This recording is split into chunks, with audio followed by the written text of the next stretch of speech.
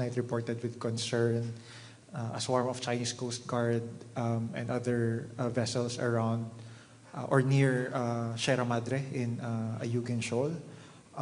How alarming are these activities in your view? And we hope to get statements from both of you on these recent development, and also grateful if we can get your view on, given these developments, these escalatory activities of China from the South China Sea up to the Southern Pacific.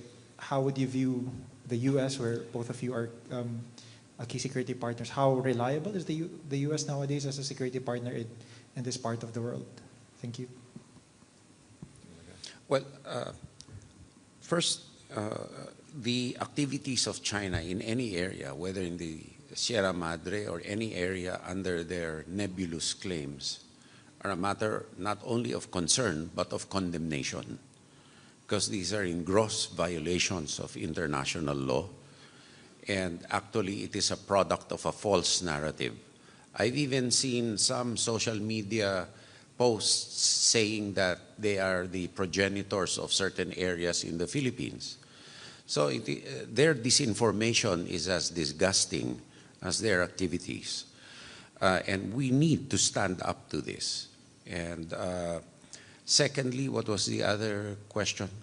What was your follow-up question on the? On the reliability of the U.S. as a trading partner, and particularly in the context of, I understand your first meeting between the two of you was in November 2024, and President Trump was just elected and hasn't assumed office yet. So we're wondering if we can take stock of.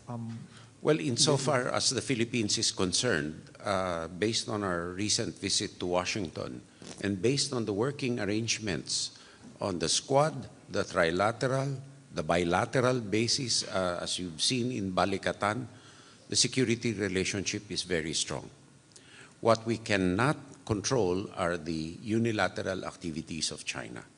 Hence, the need for deterring China and giving the strong message that their activities will not be tolerated by the international community and not only us, because these are in gross violations of international law. And no matter how they answer, the fact is they are answering for the benefit of their own people and not the world, because the world cannot be presumed to be unthinking so as to accept hook, line, and sinker what they are saying.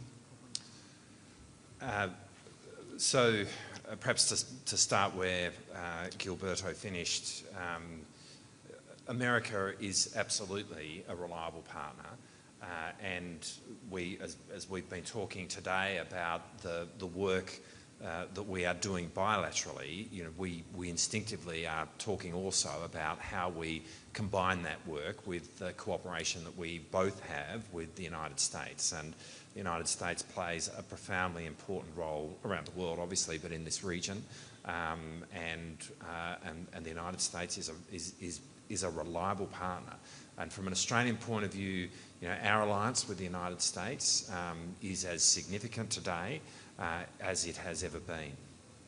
I'd want to say in response to the first part of your question, what underpins the cooperation between Australia and the Philippines is that we are both countries which are deeply invested in the rules-based order. And we are both countries which seek to work to uphold that order. And we both acknowledge and are experiencing the pressure that the rules-based order is being placed under here in the Indo-Pacific.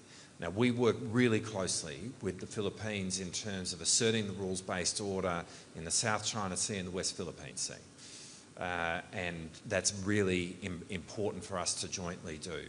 We understand that in that work, there will be an interaction between defence forces. What we expect in that moment is that those interactions are done in a safe and in a professional manner. And we do have concerns about those standards not having been met in this instance. Up next, we have Brian Castillo of TV5 Network. So, good afternoon, Secretary.